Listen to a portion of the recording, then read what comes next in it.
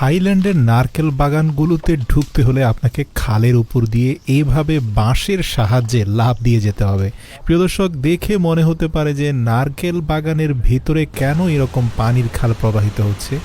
আসলে মূলত যাতে নারকেলগুলোকে পাড়ার সময় সবগুলো নারকেল পানিতে ফেলা যায়, নারকেলগুলো ফেটে না যায়, সেজন্য এই ক্যানেলগুলো করা হয়েছে। এছাড়াও তারা একসাথে শত শত নারকেল বিশাল বড় বাগানের এই প্রান্ত থেকে ও প্রান্তে নিয়ে যাওয়ার জন্য তারা পানির উপর দিয়ে ভাসিয়ে নিয়ে যায়। এটাও খুব চমৎকার। তারপরে দেখা যায় যে একটা ট্রলিতে করে নিয়ে যাচ্ছে এবং ফ্যাক্টরিতে নিয়ে একটা স্বয়ংক্রিয় মেশিনের সাহায্যে নারকেলগুলোকে রাউন্ড শেপে খুবই চমৎকারভাবে কাটিং করছে এবং ধারালো চাপাতির সাহায্যে এগুলোর দু প্রান্ত মসৃণ করে নিচ্ছে।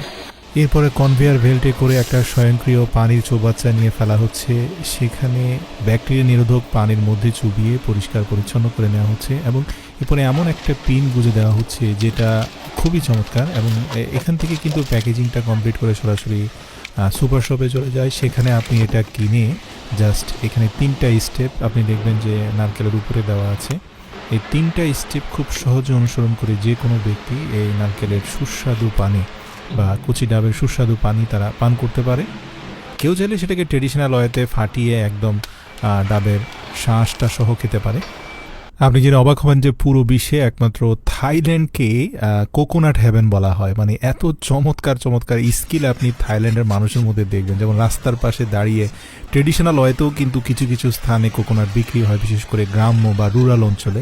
সেখানে গেলে দেখবেন যে কিছু কিছু মানুষ কচি ডাবকে এত সুন্দর করে কাটছে।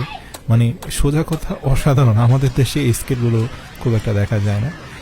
এছাড়াও যে নারকেলগুলোর শেল খুব ভারী হয়ে গিয়েছে বা যে নারকেলগুলোর শাঁস খুব শক্ত হয়ে গিয়েছে, সেগুলোকে অসাধারণ কৌশলে চাপাতি দিয়ে একটু একটু করে কেটে তারপরে সেখানে অত্যন্ত সতর্কতার সাথে পাতলা ব্লেড ঢুকে দুপাশ থেকে ভারী মজবুত শক্ত শেলটাকে সরিয়ে দেওয়া হচ্ছে এবং কাজটা এমনভাবে করা হচ্ছে যে নরম শ্বাসের ভেতর থেকে এক ফোঁটা নারকেলের পানিও বের হচ্ছে না।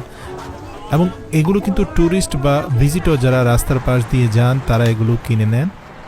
সবচেয়ে আশ্চর্য যে ব্যাপারটা সেটা হচ্ছে এই কচি ডাবটাকে এমনভাবে কাটা হচ্ছে যেন কেক কাটা হচ্ছে, কিন্তু এর ভেতর থেকে কোনো পানি বের হচ্ছে না। অতঃপর দেখতে পেলাম চারপাশ থেকে এটাকে পিল করা হয়েছে এবং ভেতরে থকথকে জেলি বা আইসক্রিমের মতো একটা বস্তু। পরবর্তীতে বুঝতে পারলাম যে ডাবের পানিটাকে আগার আগার পাউডার দিয়ে জমিয়ে সেটাকে এই শেলের ভেতরে ঢুকিয়ে রাখা হয়েছে এবং যারা গরমের মধ্যে প্রচণ্ড গরমের মধ্যে ন্যাচারাল ডাবের পানি খেতে চান তারা অনেকেই কিন্তু পাতলা শাঁসের আবরণে মোড়ানো ডাবগুলো কিনে নেন এবং এর ভেতরে থাকে চমৎকার ডাবের আইসক্রিম এবং এটা খেতেও অত্যন্ত সুস্বাদু, স্বাস্থ্যের জন্য ভালো। প্রচণ্ড গরমে এই ন্যাচারাল আইসক্রিম আপনাকে অত্যন্ত প্রশান্তি দেবে।